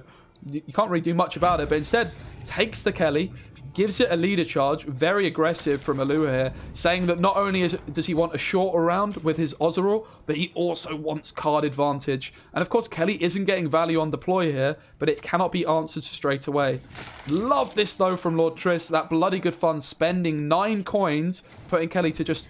Oh, the spores! Are we going to see it? But yeah, you just spores. Yeah, you can just spores and then leader charge, right? And then it's away from 9 again. Again, you don't really want to use these leader charges because you're just losing points for round 3, but you probably just have to respect the Horson. You've already committed 1 leader charge at this point, and the second one does come in.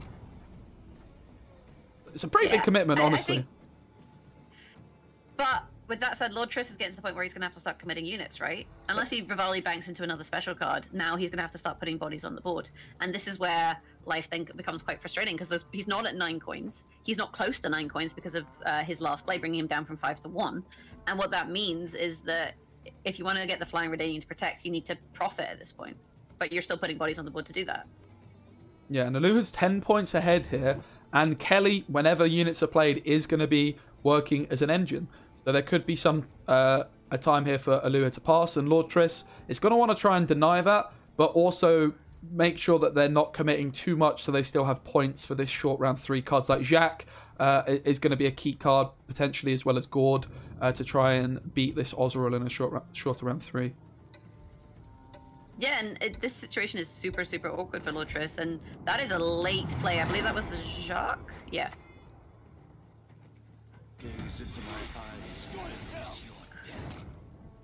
So spends, but this does give Aluha a pass because Kelly's going to be damaging, killing a 3 strength unit, which means they'll be on 19 points apiece. And of course, Lord Triss has to win this round. A draw would not be enough, as Aluha would take the game. So does have the opportunity to pass here, but again, might just want to shorten that round and try and make some more efficient trades. Yeah. Also, Lord Triss with this Blacksmith Jag, as soon as this Blacksmith is played, he's accepting that his Justice is not going to be a gold card available to him. It's just going to play for 5 points. So you're going to want to try and avoid playing it. I was going to say, is this a bad heat wave? You know, what are you saving the heat wave for? Well, actually, opting just for the Taskmaster there to shorten the round. I was going to say the heat wave onto the Jacques could be good, but maybe you want to wait till he spends a little bit more with it, as currently the only spender on the board. And I think if you're Big Cuckoo, you're quite happy to shorten this round as much as possible. You've got the Ozeril, you've got the Neuromancy to find the Ozeril. You don't really need much more than that, potentially. And the more you shorten the round, the less impactful things like Tunnel Drill are going to be, things like Cleaver are going to be. Still no Horson, and nothing really in Horson range either. And this Keltullus is just going to put in work, because Lord Triss never managed to get to 9 coins. It's another example of the lack of Siggy Ruvin really being quite detrimental in this situation. You want a way to get your bank full of coins quickly in this matchup to get your Flying Redanian out as soon as possible. But Lord Triss doesn't have that luxury. Of course, there's so many good cards in the top end of Syndicate, you can't fit everything, especially when you throw Cleaver and Tunnel Drill into the mix in these Line Pocket stacks. Something has to go, and Lord Triss decided it was Siggy, and it would be helping in this matchup, but it's still a tough matchup either way. And there's the Furco, there's the dip in the Pontar. And you can, in this situation, if you're worried about the removal on the Keltullus, you can just Parasite her straight back up. You're quite happy playing Parasite in this situation, getting another burn, stretching out that gap again. And Furco putting another body on the board, playing into this Keltullus. So even if you do pass on the next turn, you're still going to burn another body. And Lord Triss, he got 4 coins in the bank there, but that's not enough to get up to Redanian range again. Yep, 3 units on the side of Big Cuckoo, 4 units on the side of Lord Triss, as well as Lord Triss having to make the next play. The bank is chosen, trying to just not play that Blacksmith at all costs. Cleaver's right near the bottom. Horson and Gord nearer to the top, but remember, bank does shuffle after it's used. Here comes Horson, going to be damaging down this Keltullus. Could also go for the single coin profit and kill the the Taskmaster, as you do gain the excess damage in coins. Yeah, and does opt to do that, and then get up to 9 coins, finally getting that Redanian out. And this does mean that the Keltullus, she's likely to burn the Redanian, but she could still burn the Footman. But what it does mean for Lord Triss is that he is not... for What it does mean for Big Cuckoo is that he doesn't have the burn that's going to give him an advantage. You know, you remove 3 points from Lord Triss, and Lord Triss is still ahead. Yep, and also the fact that Horson and Bank were chosen here. Alua definitely has some knowledge that the hand for Lord Triss is a little bit awkward. Hasn't seen that justice, and Furco was played, in fact. So probably even has the read that there is a blacksmith in hand. So could try and even just get ahead of a blacksmith maybe or something like that here. I do believe it is the first De Niro. Takes the heat wave on the Jacques first, removing any spender from the board. Horson's damage not going to be able to be used on these units that are above 3 power.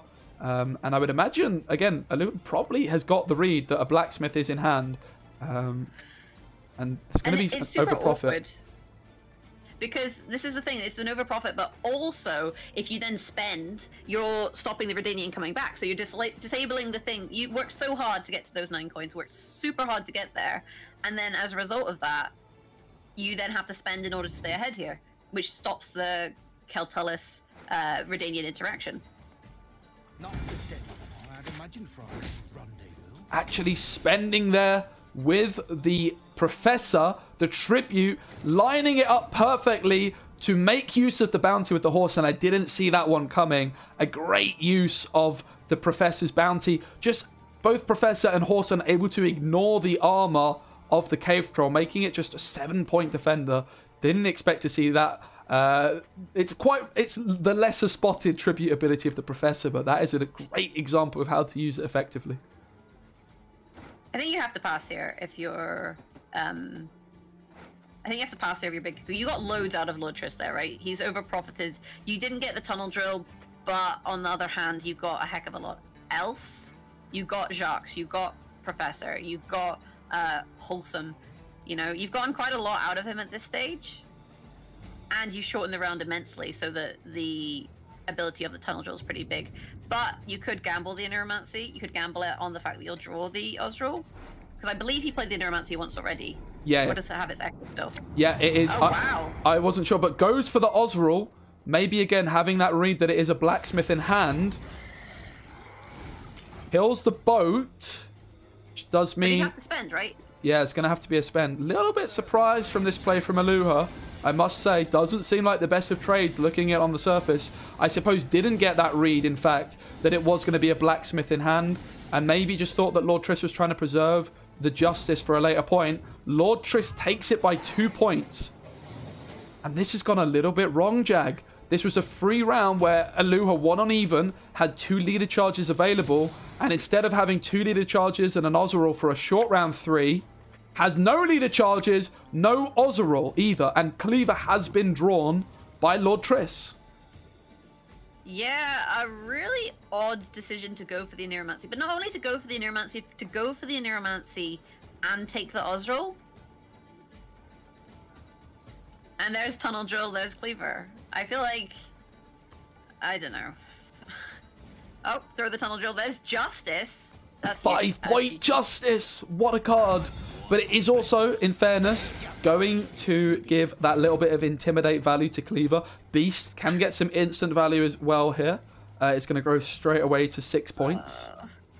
Maybe this isn't all over. The Shakedown, the Justice as well, are crime cards giving extra coins with the Lion Pocket's passive ability. And Cleaver is a spender. Yeah, I mean, I guess I get the mulligan there, but when you have the dead Justice in hand, it's still pretty big. With that said, I just think Big Cuckoo doesn't have enough in pocket. Like, yes, he's got a Doggo, which is going to be, what, 8 odd, but he's also got Maxi, and then an 8? So, yeah, even with this 8 points, he's, what, 2 ahead? Given the current board state? Here comes the Justice. There's not enough coins to spend again with the Cleaver. 1 coin short. The Adrenaline Rush comes in. The Beast grows, but it's not enough. A single leader charge would have meant it was a tie. There was no leader charges available, and somehow Lord Triss forces the final game. The winner of this next game of Gwent is in Gwent Open number 3. So if that A-Rush, 8-point A-Rush was an Ozril, 24 to 27, you know, it does make a difference in that situation. And yeah, I don't know, I feel like that last play, the Neuromancy play onto the Ozril was just trolling. I'm not really sure what he put Maybe he just put him on like a non-spender. I suppose if you put Lord Triss on a card that doesn't spend, then he's got 9 coins in the bank that really don't do anything. So that's probably the thought process. Yeah, that is true, but this is a non-devotion list, right? Or is it devotion list? Oh no, this is a devotion list. I'm mixing up the Northern Realms list. Yeah, so he's gonna have a hard time, but in that same respect, he does have the Margarita, and he does have a lot of removal. So you have, I guess, some options, but yeah, this is, I think, probably going to be the toughest matchup for Lord Triss, and it's probably why he sequenced these lists in the way that he did. So Danowitcher, we'll just touch on it, wondered why Tunnel Drill was mulligan. There wasn't an abundance of coins, and with Cleaver already being a spender, Tunnel Drill is just a 7-point card if you don't end up spending with it. You might make the spending slightly more efficient, but yeah. Anyway, here we go.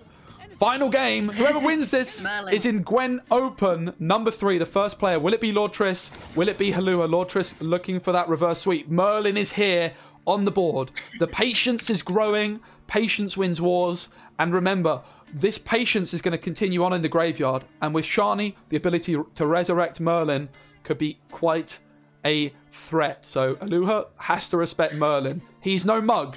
But here comes Siri Dash. The leader charge means she can be locked by Margarita. That is huge. Margarita can lock this Siri Dash. No Crystal Skull available for Aluha here. But Cuckoo can a Neuromancy for a Taskmaster. That is also true. Right? That's that very is an true. Option. One thing I was like, you say patience wins wars. I would argue preemptive strikes win wars by stopping them from happening. I think if you're Lutris, you have to take the lock, right? You have to kind of be like, well, maybe he doesn't have a way of dealing with it. I mean, what do you hold the lock for? I guess if you hold the lock, whatever you lock later down the line is still going to get purified. Unless you believe that they don't have a way of cleansing it. Yeah, it's super important for Alua to have access to this Taskmaster, as you say. Without it, the game could have gone a little bit away from him. But with the fact that the Taskmaster is an option here, that is tremendously important. However... But you need dominance. He doesn't have dominance right now. Yep, exactly. So might be forced to take a leader charge here, Aluha. And the patience, remember, on the Banard boy is growing as well. So oil plus this... the damage from the Merlin here is a threat to this Siri Dash. So 2 leader charges, pretty expensive, but if your dash goes through, I think it's going to be worth it. Yeah, we'll have to see what Big Cuckoo decides. So there's the pack. That gives you the dominance. And then I guess you can cleanse the next turn. But does the countdown continue to go down if you're locked? It doesn't while it's locked, but when you unlock it, it will tick straight away. And the dash was played on turn 1 as well. So she is still going to be able to go through. Lord Triss deciding, again, to damage the dash, turning off the patience of Merlin. But the reason for that is again, this dominance. The battle for dominance continues. Yeah, this is a cat and mouse game of whether this Siri is going to trigger. And you said, like you said, Siri got played on round 1. So you've had your kind of 1-turn grace, which was the last time when you played Pact. So I think if you go for the cleanse now, you also need to go for a boost. So you would need to use a leader charge, then play the Neuromancy into the Taskmaster. In fact, not going for it. That is really interesting. Now, that means Aluha potentially gives Lord Triss a pass, because dash will go off and Lord Triss will be able to pass in time. However, if Aluha is ahead at that point, the pass doesn't really work for Lord Triss, okay? The Siri doesn't go through, but you still are going to lose on even because you're down. And this play with the Egon is going to give dominance again. And you're not going to use a leader charge, which is more carryover for the later round. So I love this play from Aluha, saying, okay, my dash, the timer's not going to go off in time, but if I'm ahead, it's irrelevant. Yeah, I think it's a really happy play. For Big Cuckoo, you've put Acorn on the board, which you want in your graveyard. You've gotten ahead, you've gained dominance, and it means on the next turn, should you wish, you can go for the Taskmaster strategy. And I don't think Lord Triss can get ahead because the Carrick Marine only boosts by what, 4? So he would put the Banard onto 13. So it would have been a tie for dominance. Here come the reinforced ballistas, shielded by Queen Adalia as well, so they're out of the range of natural selection. Cannot be killed by anything apart from a heat wave. and they are threatening that E-gun quite tremendously when combined with something like a boiling ore, which of course John Natalis can play exactly that. I mean, I don't think there's a way you can protect the Acorn, though. Other than Cave Troll, I guess. Other than Cave Troll. I guess, like, 7 points of damage, though, it does reach into Siri as well. Yeah, it does, exactly, because you've got the damage on the Ballista in the front, and then the Warfare card from John is going to trigger the resupply ability on this Ballista, giving an extra point of damage, meaning there's 7 available. Will Aluha realize that this Ballista is threatening the dash? He does, of course he does, using that second leader charge, keeping her alive, keeping her ticking, and she is now back online. Yeah, 2 turns to go, 20 points to 22, so Lotris doesn't have a pass here, and has committed the Adalia into this round, so spending a little bit to get to this point. I don't know if there's much that Lotris can really do at this stage. Like, I think he maybe just has to accept that he's losing a card one way or another. So then your question is, how much do you want to try and get out of Big Cuckoo in round 1? Yeah, 5 points down as well, so the Ballista would mean it's a tied game. You might want to try and develop that engine now, but I mean, the ultimate thing is if Dash goes off on red coin, there is a real discrepancy in cards, and it can be a real pain for Lord Triss. And this is one big downside of a pincer maneuver deck over something like a shield wall. High rolling, just hitting the ego and armor multiple times with the bombardment, but not quite finishing it off. And now he can play the Peeg! Oh, he's got the Sabbath. I really want him to play the Peeg. Is it finally time? It's time. I think it's time. Like, Acorn's dead regardless, so let's just play the Peeg. Get a couple points on the Peeg. Just be happy, and then do something in the next game, in the next turn. Aluha also has that squirrel as well, so if Lord Triss ever does take this amphibious assault, the squirrel can banish that, denying the echo value as well for a little bit of carryover. Lord Triss still has both of his leader charges available, can shoot at any card in the deck. There it is, Jag. Your wishes have come true. Yeah, my wish for Peeg. It's such a cute little piggy. And unsurprisingly, Acorn promptly slayed. This does give Big Cuckoo a little bit of like wiggle room. Oh no, he's dead! His bacon has been cooked. Gone but never forgotten. It lived a short but happy life. That sounds like something like a meat eater would say to justify eating meat. He was a happy life. Like, yeah, we killed him and ate him, but you know, he had a happy life, so it's all good. And it was boiling oil as well. His bacon truly was cooked. I don't think that's a happy death. Maybe he had a happy life, but I don't think he had a happy death. Oh, here's his friend. The friend has been summoned. And 6 point game, Lord Triss ahead by 6. And now that Siri Dash has gone through, remember, if Lord Triss plays a card here, going to be 2 cards down, winning the round.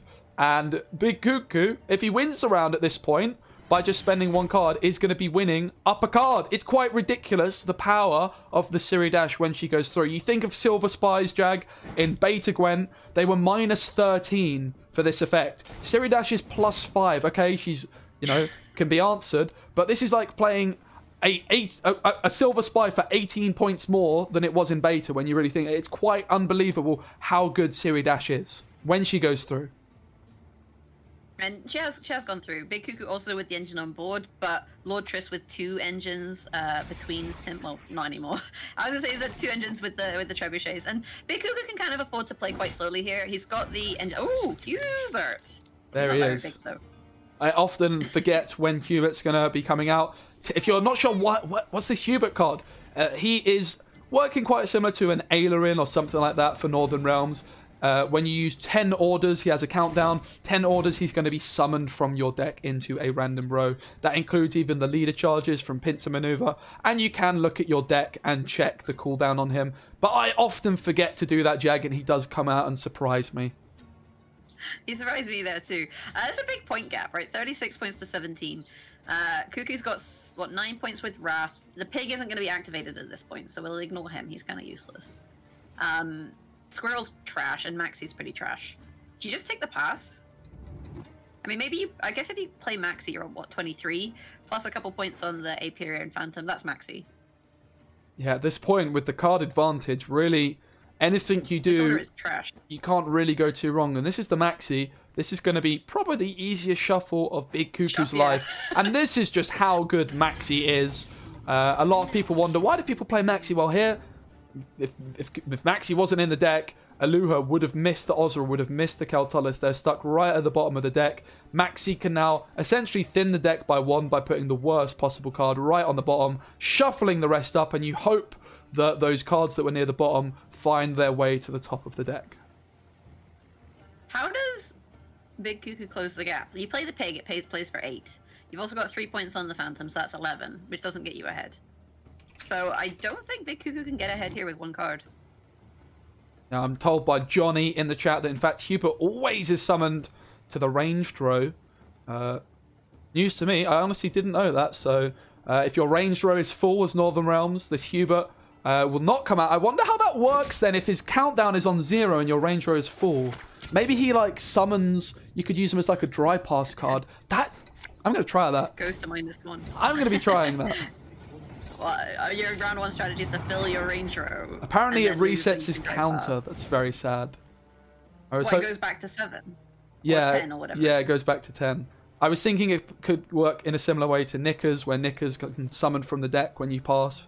But alas, it does not. And yeah, AA's played, Squirrel available. But there's a big point gap here. So if you take the Squirrel, do you really have the juice required to take the round? I would... say maybe not. You could start with the pig, though. That's going to play for a lot of points. Sabbath has been achieved.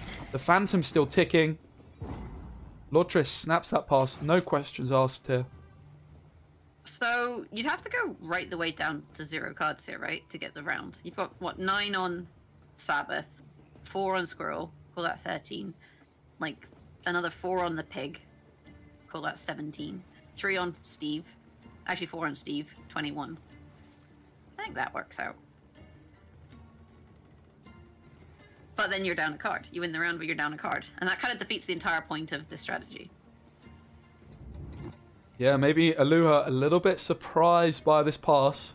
Wrath is worth 9. Of course, your engines are ticking. Looking quite solid. But Lord Triss still has 2 leader charges available, which can tutor things like Siege, Gerhardt, all of those big cards. Shani as well. We saw Merlin get a little bit of Patience. I think Patience 2 of 3 he's chilling on at the moment. Naluha, what does he do here? Goes for the Wrath. You have to just play both cards. Wow. And despite the Siri Dash going through, Lord Triss was able to find enough tempo to not lose on even. And I have to say, very impressive stuff. And I would like to say Hubert, again, putting in a huge shift for the Northern Realms here. Those extra 5 points really did make a huge difference here to the amount of tempo that Northern Realms had. And honestly, you couldn't have really done a better job if you tried, if you were Lord Triss here. There was a fantastic hand for Aluha who had all the answers. But look at the top decks. Wow. Maxi is putting in absolute work here. From the bottom to the very top of the deck. What a card Maxi is. Yeah, maximizing his draws. Doesn't need a mulligan. What even is a mulligan at this stage? And that's a spicy hand. The question is, I was gonna say, do you play or do you pass? And Big Cuckoo is just like, nah, I'll get my card back, thanks.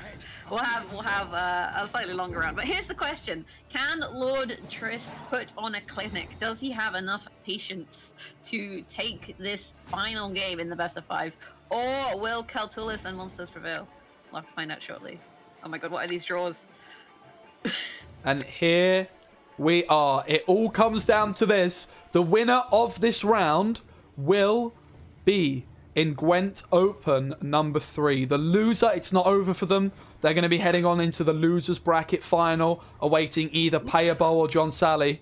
Remember, Northern Realms can shuffle some of these cards away and tutor, whereas the monster player has no luxury to do so. But what a hand for Big Cuckoo Rosina. It's a decent hand. It's a little bit... The only thing I would say is a little bit unit heavy if you're going for a Kaltulis strategy. Lord Triss has the first say. Starts off with this back row ballista. Has an abundance of siege engines, so there's no worries there. Not exactly sure what is left in Lord Triss's deck. I believe maybe a Baron and a Dahlia. Yeah, no, Adalia was played in round 1. So Yes. this will be Baron. Marguerite was played in round 1. Baron's still in there. Cave Troll and Karathi Heatwave left for Big Cuckoo. That Cave Troll, though, how does Lotris get through it? Yeah, no Purify again in Northern Realms. The only Purify you have in this Devotion deck is a Kudkudak, who unfortunately does not have the ability to Purify offensively. So there's a Shani and a Baron available. Big Cuckoo has last say, so Baron on Ozeril isn't going to be an option for Lord Triss. And Nithral being given that leader charge here to protect him from as much damage as possible. Here comes the siege. It is time. The Ballista, 1 point per turn. It's a siege engine from the bombardment. And every time you play a warfare card, it's going to be getting an extra point of targeted damage. Yeah, the trebuchet on the siege, kind of sad though when you think about it. You know, especially with this whole Ranger situation when it's uninspired and all that. It's maybe one of the downsides of the card. With that said, there's a lot of siege potential in Lord Triss's hand, but it's all random damage. Is this going to come down to random damage? It could well do, but if you get the siege through early enough, you've got a much better chance of the bombardment really cleaning up a target. I would imagine the leader charges are going to be played on a Shani, and Baron will most likely remain in the deck without last say, because you want to play one more siege engine. And this casting contest is not a terrible card onto certainly the Marine that is played from Shani, if that is in fact what Shani revives. Could also use it on the Banod student as well on Merlin. And Big Cuckoo still sitting on the card, so opting not to go for the Heatwave there, which means that likely the siege is going to play out for full potential. 2 leader charges still in hand, so you've got to trade out some of these cards. And bear in mind, actually Lord Triss, he needs 2 siege engines to trigger the siege, right?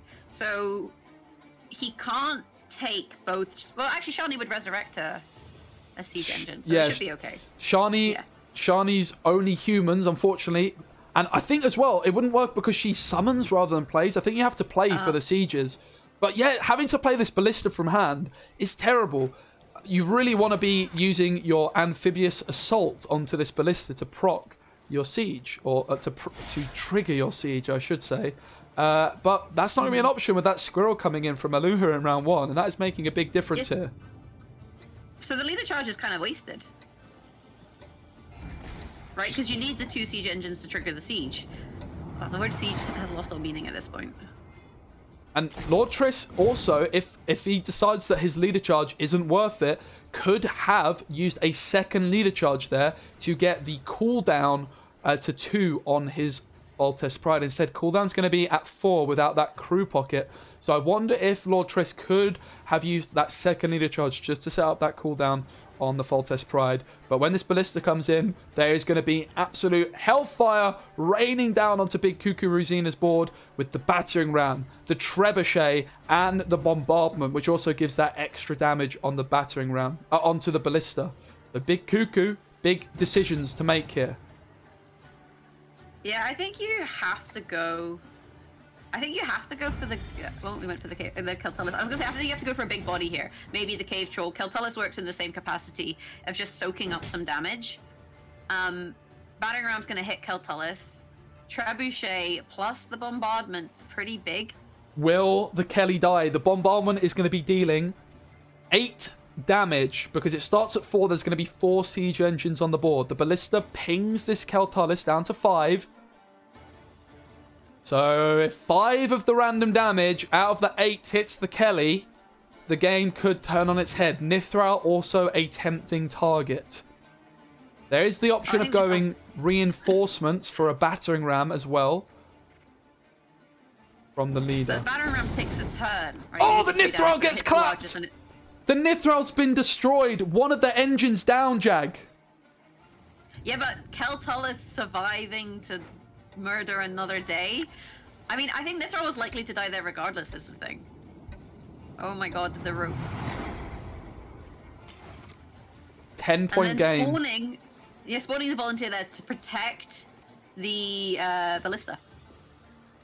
That Nithral dying is going to work out about 6 points lost for Big Cuckoo because he would have had 3 turns of the Nithral. And Shani Gerhardt, not a bad hand for Lord Triss to have at all, especially with orders remaining on the board.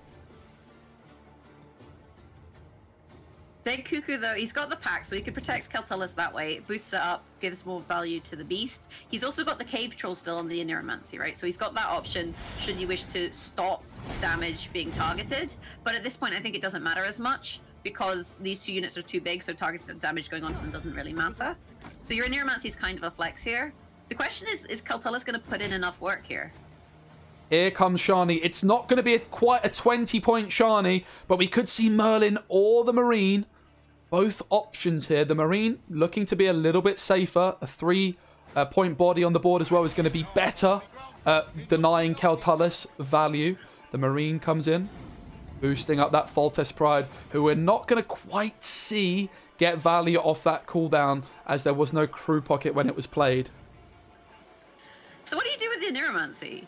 You know, Cave Troll's not really worth it at this stage. And in I fact, don't even know what's left. Jag, Heatwave. Kedgling in the chat has pointed out something really interesting that maybe Lord Triss missed.